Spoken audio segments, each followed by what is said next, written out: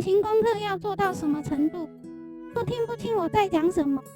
在我 YouTube 频道里找读名影片，我有上字幕。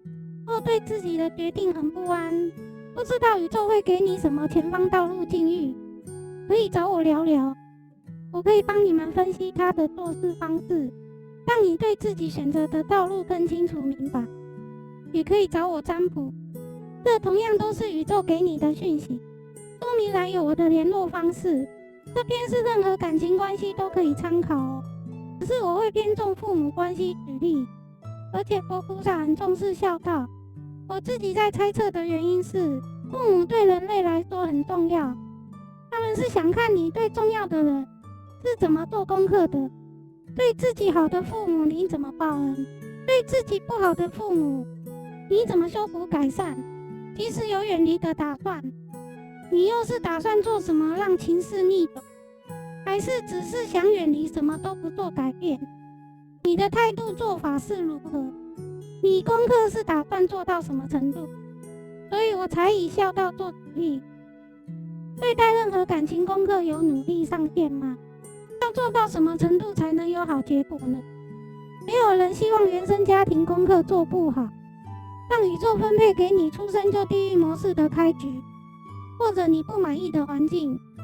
任何人都需要被爱，即使是感情独立的人也需要。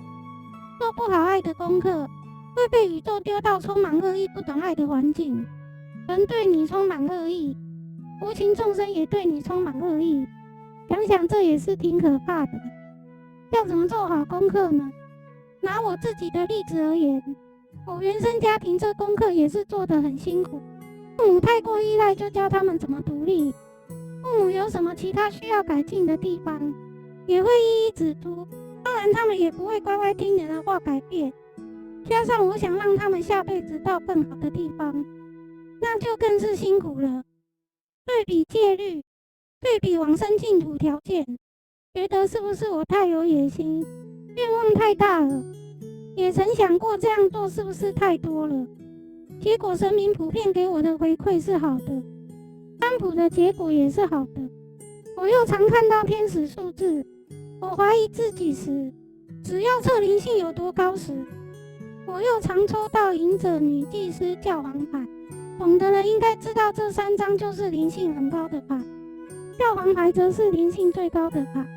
感觉宇宙就是想跟我说，你就相信你的决定和判断吧，不要怀疑你自己，你一直在对的路上。这下子即使我在怀疑自己，看宇宙脸色行事的我也不太敢怀疑宇宙给我的讯息。不过原生家庭做的最辛苦的，还是跟死神抢人的那一段日子。2次梦境中抱着瘦弱家人躲避妖魔鬼怪追击，与现实中我每天努力念经为家人祈福的境遇重叠。我非常清楚，没有福报功德就没有寿命，那是一段跟时间竞赛很辛苦的日子。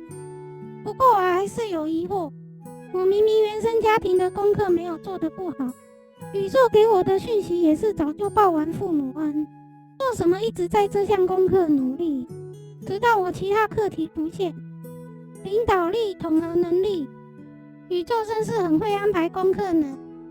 再来看看其他圣者们是怎么做这项功课。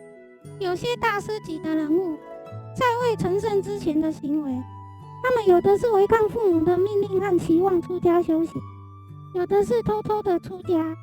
他们有些没有达成父母传宗接代的期望，感觉他们的父母可能会觉得，我的小孩从小就很乖很听话，他们是怎么了？怎么突然变成这样？无法接受他们的转变。那圣者们是不孝顺了吗？当然不是啊，看不懂子女的价值、才华、性格的父母可是一堆啊。这不是圣者们的问题，他们在过去是有太多世的父母要孝顺的，只有成佛成圣才能照顾他们过去世的父母和跟他们有缘的亲人。很多圣者在成为圣者之前，早就有预感，他们今世可能是在6道轮回的最后一世，所以才会有那么直接的决定。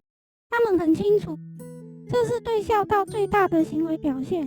圣者们这样的行为，同时也可以报完父母恩，任何有在用功修行的修行人，即使位居圣位，都不用担心还父母债的问题。那个爱是纯净的、用心的，很快就能还完父母债。可能出生在富裕家庭的人会还比较久，父母投在他们身上的资源比较多，一般人很快就还完了。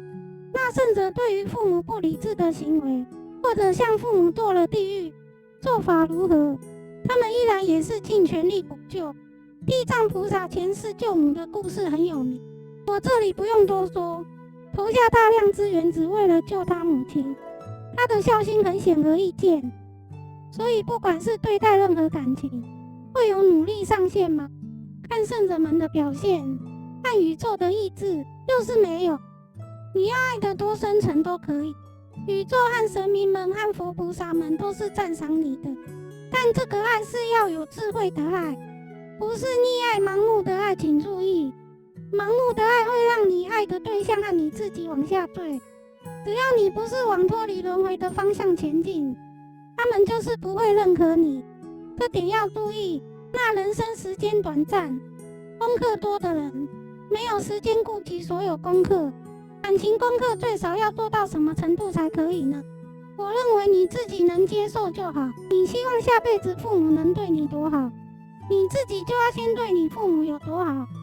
没付出爱，宇宙就不会给你这样的待遇，它不是这种存在。有看我的影片，即使没有注意听到我讲它的严格，也多少能感受到宇宙有多严格。它不会不孝顺，下辈子给你对你有爱的家庭环境。感情不专一，他也不会给你一堆专一的感情对象给你选。即使你脑袋清醒，智商很顶尖，也会选错了。很难玩得过宇宙，觉得玩得过未免过于天真了。好了，我就聊到这里。希望以上的闲聊简白讲解有帮助到大家。感谢你的收听观看，请订阅、分享、按赞。你们支持是我做影片的动力之一。若对内容有问题，或有什么建议和感想，欢迎留言。我们下次见。